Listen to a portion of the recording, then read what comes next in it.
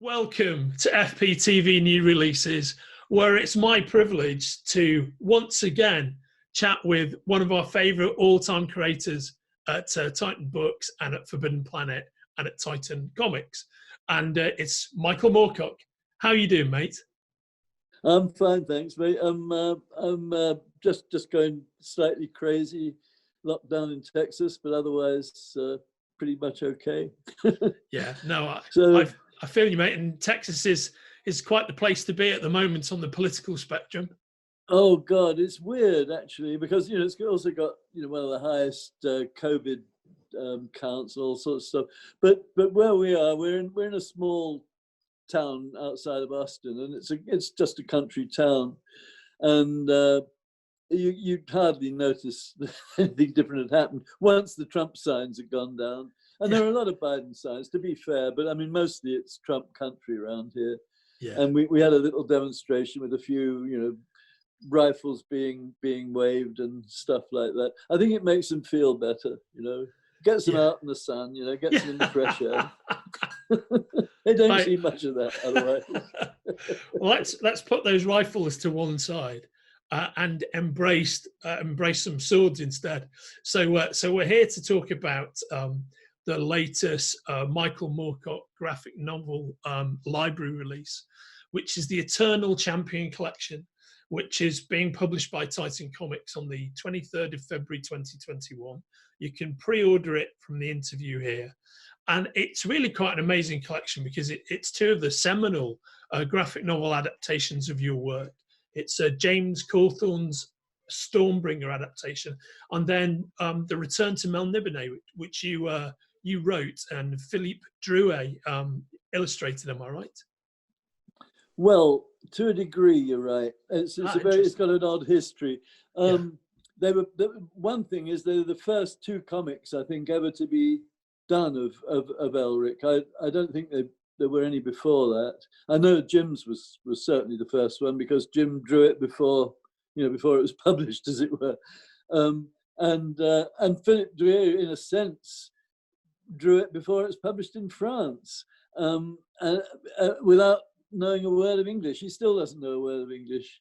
Well, he knows 4 words of English, most of which probably Facebook, or if this got onto anywhere like Facebook, would throw off. So I've actually heard you say this story before. So yeah, no, there are 4 choice words. Yes, right. Anyway, I met him when he was very, very young. He was gaunt. I mean, these days he's a big jolly guy, but he was absolutely a typical gaunt artist living in a tiny room. I think it was his grandma's house. And everything was done within this small room.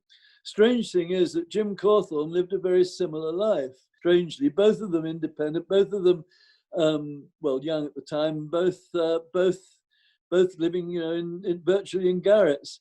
And I was lucky. I knew Jim, of course, for a long time. He'd illustrated my fanzines. He'd illustrated Tarzan Adventures. He'd done a strip in that I'd commissioned, just a space strip, and he'd done quite a lot of work before he did this job. Originally with Dave Britton, it was Dave Britton's commission, and with Phillippe, it's stranger because, not speaking English, Maxime Jakubowski took me to see him. Maxime remembers it slightly differently, but I think he's wrong. I think we may have gone with Michel Demout, who actually did write the comic. Michel was a translator, so he was reading Elric. There were a number of French people at that time, mostly in Paris, of course, who were enthusiasts for Elric, but they were English speaking. They could read English well enough to know. So he wasn't translated at that point into book form. And Phillippe just liked the idea of it. I mean, the reason it's so strange is because he hadn't read a word of it. I mean, he didn't know any of the background of things, so he's just making it up. And I just went with it. I mean, I did the same with Jim. I mean, there's a lot of back and forth. I've always been very visual, and I've always used a lot of, visuals in my work wherever I can get books illustrated, I get them illustrated, and so on. So it was a, you know, it was great to be able to work with both of them. Both of them, at that time, fairly similar personalities, though Phillippe became more and more outgoing and ebullient as his situation improved. Yeah. The next time I saw him, he was wearing sort of hippie kind of big braces and, you know, sort of hippie child stuff. You know, people used to wear that kind of almost like clown stuff. Yeah, no, I absolutely. Yeah, and so it completely changed. But unfortunately, we were in the middle of a threatened lawsuit, so it wasn't the best circumstances. Originally, the English edition, the first English edition, was going to be done by Bill Butler of Unicorn Books, and Bill got me. That's right, he got me to write it, which I did quite happily. I wrote the script that went with the pictures. The pictures were done before I wrote it. And the next thing is, I discovered that Bill hadn't actually asked Druillet to if he could reprint the original French. Right. Okay.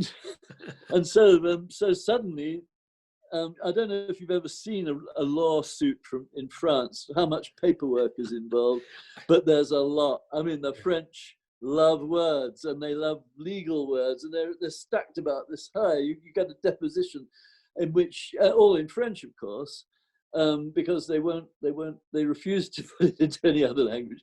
So you have to find out what it's all about. And it turned out that Phillippe was suing Bill Butler, really. So I had to get this expedition together to go to France. I mean, it was the British Expeditionary Force to France to sort it out, which was basically, well, look, Phillippe, you know, you and Michel didn't ask my permission to do what you did. Yeah. And although I could sue you for that, and of course I'm not going to, but I would think that in the spirit of things and everything. So Bill Butler, who was crazy, was making things worse the whole time by coming up with fantastic, I mean, literally fantastic proposals, which were not going down too well in this rather serious atmosphere, which turned into a complete freak show. I invited, I take my family with me because we were going to Paris, and a couple of friends, and we were all in my big Nash. I had this huge Nash station wagon, which would take a band, plus a certain amount of equipment. And so we all went off to Paris in this Nash. And when we got there, and I suggested a dinner. So we were supposed to have this dinner to sort everything out, you know, be sober and serious about it. But they'd all brought friends along. And so this entire upstairs of a restaurant was entirely filled with people who had some interest, or not marginal interest, in this project. And it finally got sorted out. But I was left with the bill for the dinner, and which was huge. That's a bit too much. It was more than that. A few months later, my ex-wife, Hilary, was in Paris, and they started saying how vulgar I'd been in splashing out paying for this meal. And as she said at the time, she'd been there, she said, I didn't see any of you putting your hands in your pockets, and they bloody didn't. I mean, you know, some of them were friends, I didn't mind that. But by God, they'd brought a lot of people with them. Anyway, it was like half of Paris was there, and we finally got it sorted out. And Phillippe was happy, I was happy. We've always been friends. It never made any difference, didn't make a scrap of difference to our friendship. And he changed the name of Elric and called it something else, you know, and off he went galloping away off on his own wonderful career, which was wonderful too. I mean, he became virtually a national figure in France.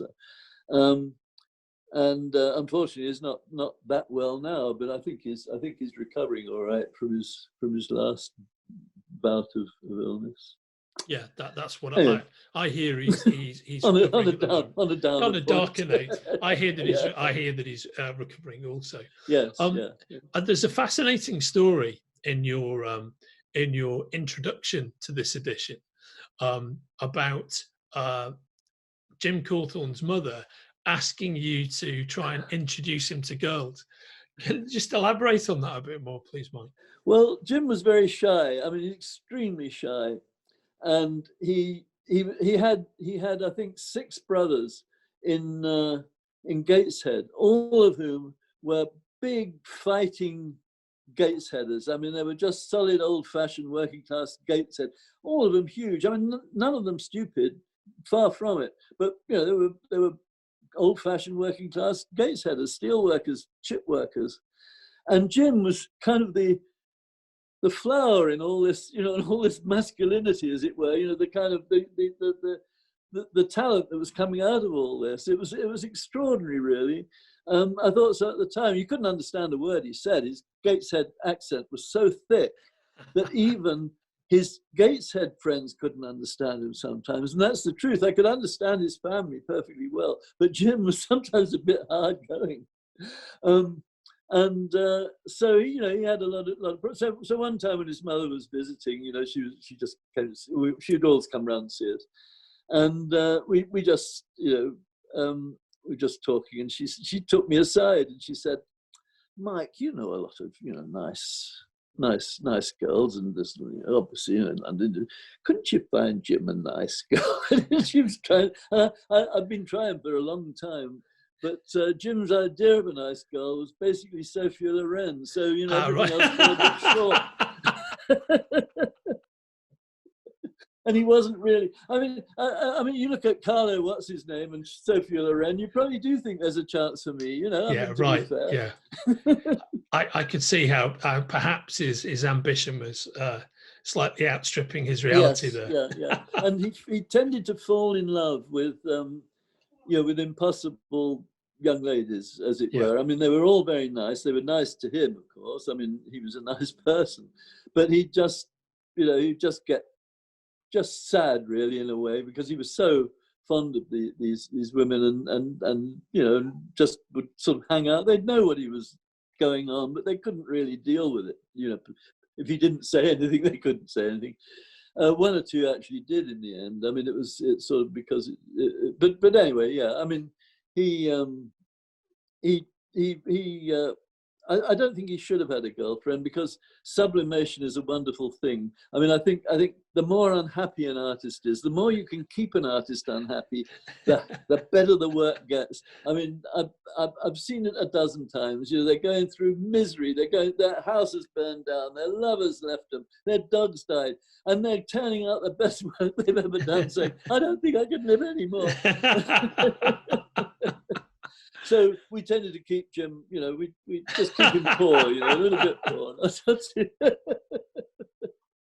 Now, I am going to interrupt the spectacular Michael Moorcock right there, because A, you can never have too much conversation from the amazing Michael Moorcock, and B, he recorded so much good stuff in this conversation that actually we have enough for 2 episodes of Forbidden Planet TV. So we're going to run the second half of this very soon. The second half of Michael Moorcock talking about his Eternal Champion graphic novel, which you can pre-order from the links attached to this video. Take care. We'll see you soon. Bye-bye.